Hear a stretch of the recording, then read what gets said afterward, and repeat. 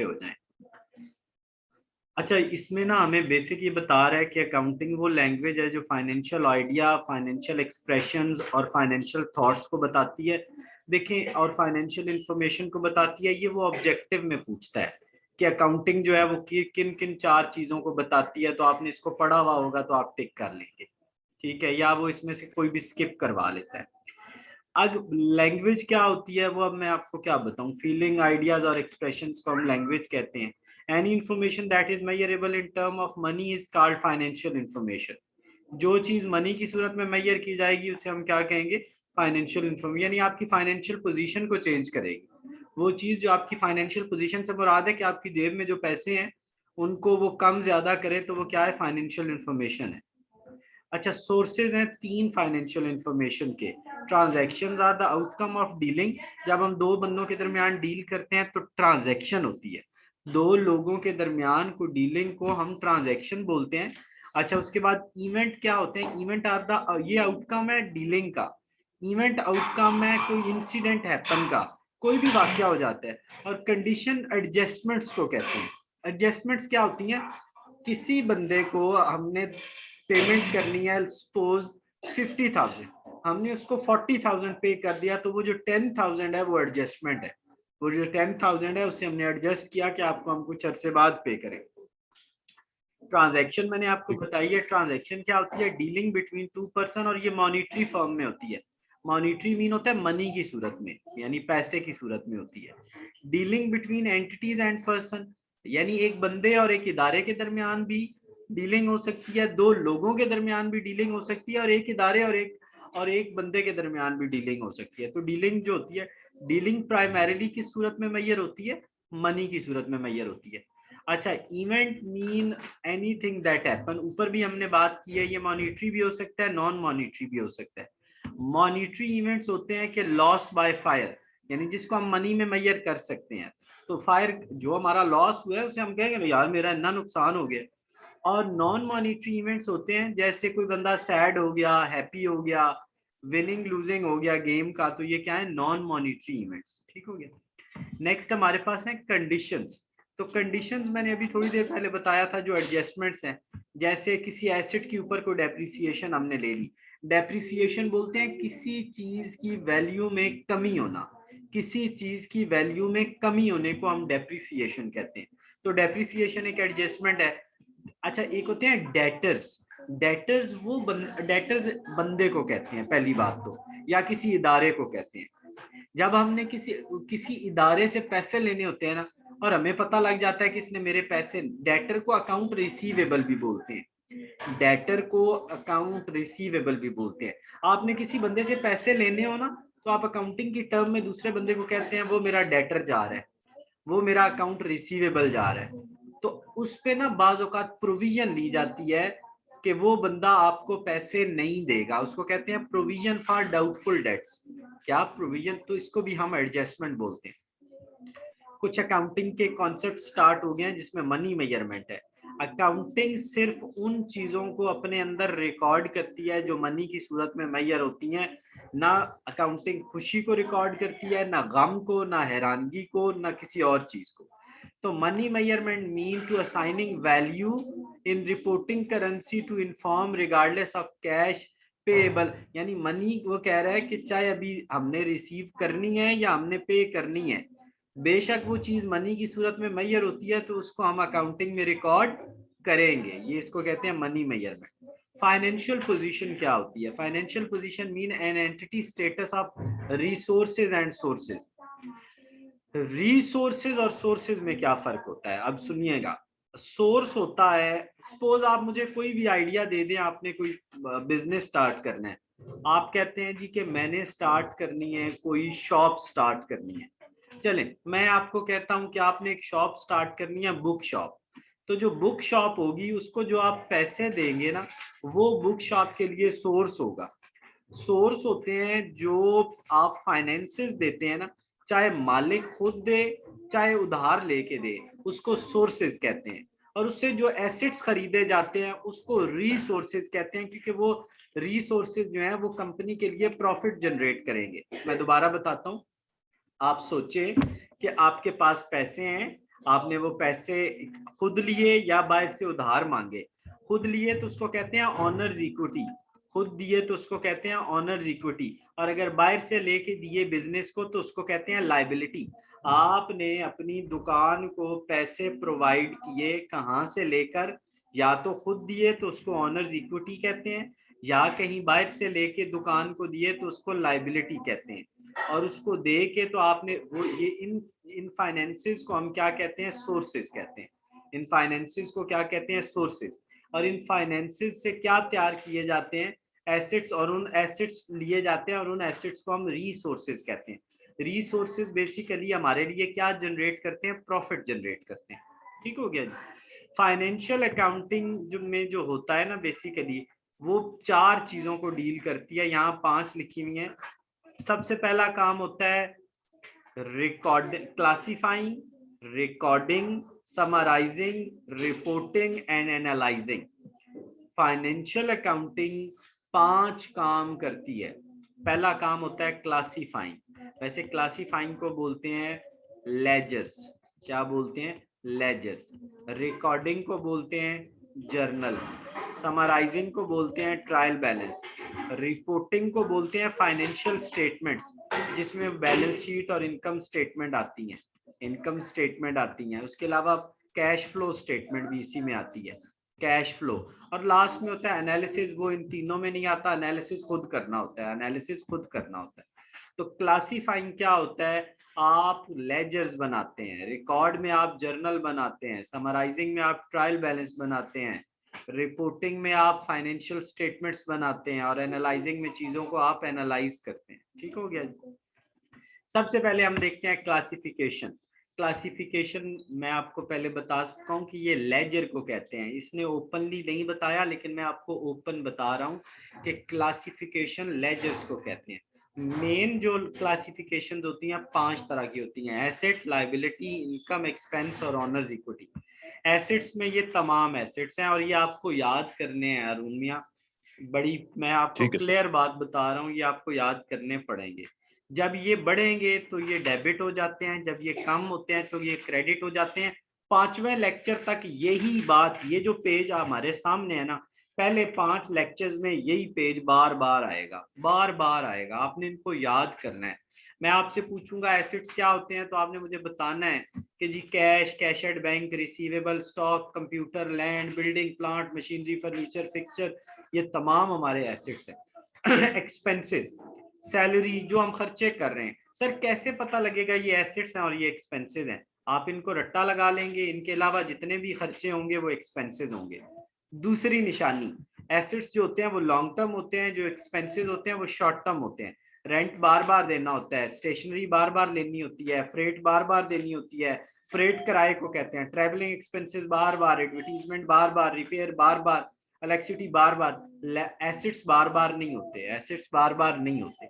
Honours equity में आता है कैपिटल में से आप ड्राइंग्स और माइनस करेंगे और प्रॉफिट को ऐड करते हैं, और इवन लॉस को भी माइनस करते हैं। बाज़ औक़ात यहाँ पे लॉस भी मौजूद होता है, लॉस को आप माइनस करते हैं। लायबिलिटी में लोन, ओवरड्राफ्ट, बैंक से जो हम वो लिया होता है ओडी जिसको कहते हैं, उसको ओवरड्राफ्ट कहते हैं। क्रेडिटर और बिल पेएबल, ये तमाम लायबिलिटीज होती हैं। और इनकम में सेल, कोई और आपकी सर्विस इनकम और कमीशन वगैरह, ये आपकी क्या है, आपकी इनकम्स होती हैं। इसकी निशानी जो होती है, इसके साथ लफ्ज रिसीव्ड लिखा होता है, इनकम के साथ लफ्ज रिसीव्ड लिखा होता है। क्लासिफाइंग के बाद चीजें आ जाती हैं रिकॉर्डिंग में। रिकॉर्डिंग मैंने आपको बताया है जर्नल, आपने फाइनेंशियल इंफॉर्मेशन को जर्नल में रिकॉर्ड करना है। जब ये वहां पे रिकॉर्ड हो जाएंगी तो उसके बाद आपने क्या करना है कि समरी आप prepare that are name as ledger. ठीक है। क्लासिफिकेशन और समराइजेशन ये बेसिकली एक ही पॉइंट है। क्लासिफिकेशन, रिकॉर्डिंग पहला पॉइंट है जिसको हम क्या कहते हैं, जर्नल। अच्छा, क्लासिफिकेशन और समराइजेशन दूसरा पॉइंट है, क्लासिफिकेशन एंड समराइजेशन। ठीक हो गया। लेकिन वो पहले मैंने क्यों बताया, ताकि आप इसको याद कर सकें, या बुक वाले ने पहले। तो क्लासिफिकेशन और समराइजेशन एक ही पॉइंट है जिसमें क्या बनते हैं, लेजर्स बनते हैं। लेजर्स एंड ट्रायल बैलेंस नहीं लिखा, लेकिन आप ट्रायल बैलेंस लिखें। क्या बनता है, लेजर एंड ट्रायल बैलेंस बनता है, लेजर एंड ट्रायल बैलेंस बनता है। अच्छा, उसके बाद आ जाती है इसकी रिपोर्टिंग। मैंने रिपोर्टिंग आपको बताई है कि क्या क्या होती है। बैलेंस शीट होती है, फाइनेंशियल स्टेटमेंट्स हम बनाते हैं। रिपोर्टिंग में हम क्या बनाते हैं? फाइनेंशियल स्टेटमेंट्स बनाते हैं। उनमें क्या क्या आती है? बैलेंस शीट, इनकम स्टेटमेंट और कैश फ्लो। और लास्ट में हम डिसीजन मेकिंग करते हैं, एनालाइज करके डिसीजन मेकिंग करते हैं। अब मैं आपको बताता हूँ एसेट्स होते क्या हैं। हमारे जो इकोनॉमिक रिसोर्सेज होते हैं ना, इकोनॉमिक होता है जो प्रॉफिट जनरेट करता है, पैसा जनरेट करता है। रिसोर्स होता है बार बार, और हमें लॉन्ग, इसकी वजह से हमें इकोनॉमिक बेनिफिट आता है। इसकी वजह से हमें इकोनॉमिक बेनिफिट आता है and generate economic benefit to entity in future. Future में कोई हमारे लिए बेनिफिट जनरेट करती है, उनको हम एसेट्स कहते हैं। मैंने लिस्ट आपको बताई है, land, building, machinery, furniture, van, computer, कोई भी चीज है, ये आपके लिए क्या है? ये आपके लिए प्रॉफिट जनरेट करती है फ्यूचर में। लाइबिलिटीज क्या है? हमारे डेट्स या ऑब्लिगेशंस। इनकी वजह से इकोनॉमिक बेनिफिट क्या generate? Economic benefit for entity. इनकी वजह से रिसोर्सेज इन नहीं होते, इनकी वजह से इन होते थे, इनकी वजह से आउट होते हैं। लेकिन लाइबिलिटीज भी हमारे लिए क्या करती हैं? फ्यूचर में बेनिफिट क्रिएट करती हैं। कैसे? मैं आपको कोई लाइबिलिटी बताता हूँ। जैसे आपने एक लोन लिया, तो लोन आपने इस्तेमाल किया, इस्तेमाल करने के बाद आपको उसने बेनिफिट दिया या नहीं दिया? बिल्कुल यार, बेनिफिट तो दिया है ना उसने। इनकम क्या होती है? जब हम किसी चीज को बेचते हैं तो इनकम हमारी जनरेट होती है सेल से, और इसकी वजह से इकोनॉमिक बेनिफिट बढ़ता है। And inflow of assets and decrease of liabilities. इसकी वजह से हमारे एसेट्स बढ़ते हैं और लाइबिलिटीज कम होती हैं।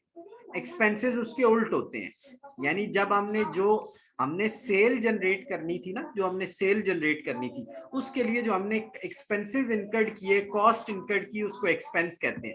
मसलन हमने बुक शॉप बनाई, तो उसके लिए पहले हम बुक्स लेके आएंगे ना, बुक्स लाने पे जो खर्चा होगा वो एक्सपेंस होगा। अच्छा, ये हमारे इकोनॉमिक बेनिफिट को डिक्रीज कर देता है, वो इंक्रीज करता है, ये डिक्रीज करता है।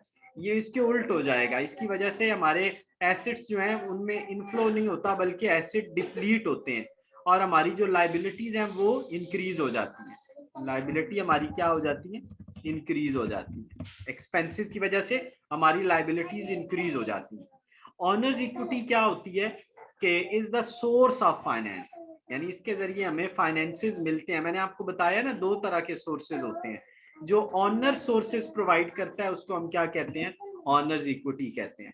जो सोर्सेज ऑनर प्रोवाइड करता है उसको हम क्या कहते हैं? ऑनर्स इक्विटी कहते हैं। अच्छा, ये एंटिटी क्या होती है? हर वो इदारा जो प्रॉफिट के लिए बनाया जाता है, नॉर्मली प्रॉफिट के लिए, उसको हम एंटिटी कहते हैं। लेकिन जरूरी नहीं है, बाज औकात वो नॉन प्रॉफिट भी होते हैं। नॉन प्रॉफिट ऑर्गेनाइजेशन कैसी होती हैं? जैसे मस्जिद हो गई, जैसे कोई लाइब्रेरी हो गई, जिनका मकसद प्रॉफिट अर्निंग नहीं होता। और वो बिजनेसेस जिनका मकसद प्रॉफिट अर्निंग होता है, उनको हम प्रॉफिट अर्निंग ऑर्गेनाइजेशंस कहते हैं। सेपरेट एंटिटी क्या होती है? सेपरेट एंटिटी होती है कि ऑनर और उसका बिजनेस दो अलग अलग चीजें हैं। सेपरेट एंटिटी का कॉन्सेप्ट क्या है? ऑनर अलग चीज है और उसका बिजनेस अलग चीज है। मैं आपको एक एग्जांपल देता हूँ। मैंने और आपने एक शॉप बनाई, बुक शॉप। मेरा घर जो है वो सपोज गुलबर्ग में है, और मेरी जो शॉप है वो फैसल टाउन में है। पहली बात तो वो अलग है और ये अलग है। उसका मैंने गल्ला अलग बनाया होना है, इसका गल्ला अलग बनाया होना है। इसकी पेमेंट मैंने अलग जगह से करनी है, उसकी अलग जगह से करनी है। उसका प्रॉफिट मैंने अलग जगह रखना है, घर के खर्चों का हिसाब अलग जगह रखना है। इसलिए इनको अलग अलग रखा जाता है ताकि एक्चुअल पोजीशन पता लग जाए। आप अगर हर चीज को मिक्स कर देंगे तो आप कभी भी चीजों को लेके नहीं चल सकते। जो ये सारी इंफॉर्मेशन हमने इकट्ठी की है, जो फाइनेंशियल परफॉर्मेंस के हवाले से, फाइनेंशियल पोजीशन के हवाले से, ये कौन लोग यूज करते हैं?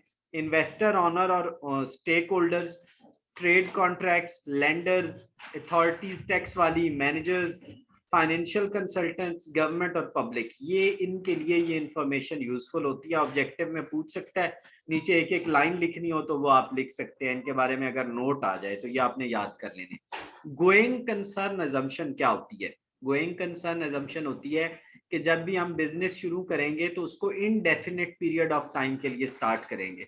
इनडेफिनिट ये नहीं होता कि मैंने 1 साल के लिए बिजनेस स्टार्ट किया है, नहीं। आपने जो भी बिजनेस स्टार्ट किया है उसका पीछे मकसद क्या है? कि वो इनडेफिनिट गोइंग कंसर्न हमेशा चलता रहेगा। रिकग्निशन क्या है जी? रिकग्निशन है जी is the process of incorporating balance sheet and income statement an item that meet the definition and satisfy the following criteria.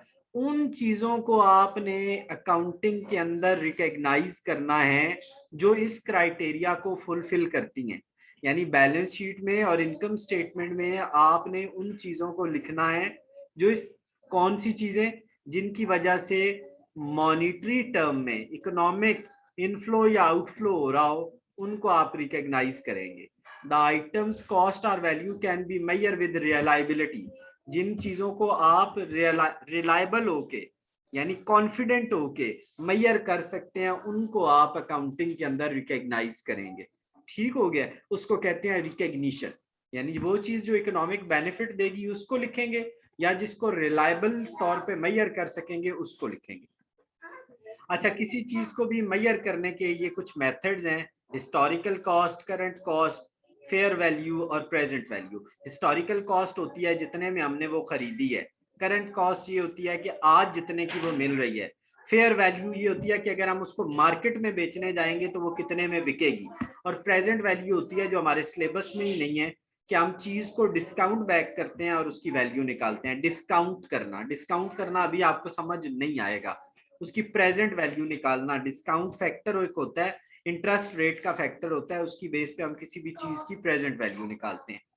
Qualitative characteristics accounting के अंदर क्या होती हैं? एक होती है रिलेटिव रेलेवेंस और एक होती है मटीरियलिटी। रेलेवेंस वो होता है कि वो चीज रेलेवेंट है जो आपकी डिसीजन मेकिंग को अफेक्ट करेगी, वो आपके लिए रेलेवेंट है। हर वो चीज जो आपकी डिसीजन मेकिंग को इफेक्ट कर सकती है उसको हम कहते हैं कि ये हमारी रेलेवेंस फैक्टर है। ठीक है, to be a relevant information must be confirmatory value या प्रिडिक्टिव वैल्यू, या इनमें से कोई भी हो सकती है। रेलेवेंस क्या होती है कि हर वो चीज अकाउंटिंग में रेलेवेंट है जो हमारी डिसीजन मेकिंग को इफेक्ट कर सकती है।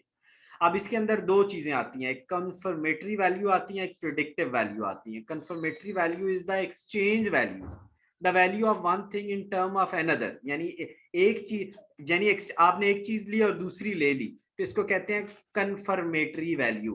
ठीक हो गया, एक्सचेंज ऑफ गुड जिसको बार्टर कहते हैं। और predictive value, ability of accounting numbers to provide information that is useful in predicting future. यानी जो हमारे अकाउंटिंग नंबर्स हैं जो फ्यूचर को प्रिडिक्ट करेंगे, प्रिडिक्शन करना, ठीक है, उसको हम कहते हैं प्रिडिक्टिव वैल्यू। ये क्या होती हैं?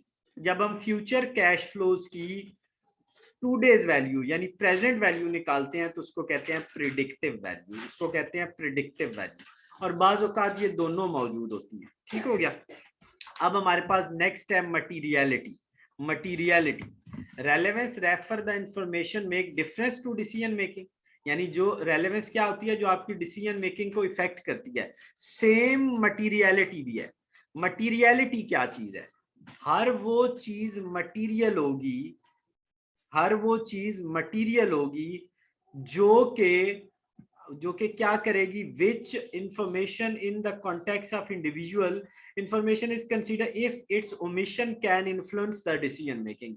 समझ आ गए? यहाँ पे decision making make a difference, यानी वो क्या हो जाती है कि आपके डिसीजन मेकिंग के पे कोई ना कोई डिफरेंस क्रिएट कर देती है। यहाँ पे क्या क्रिएट कर देती है? इन्फ्लुएंस क्रिएट कर देती है।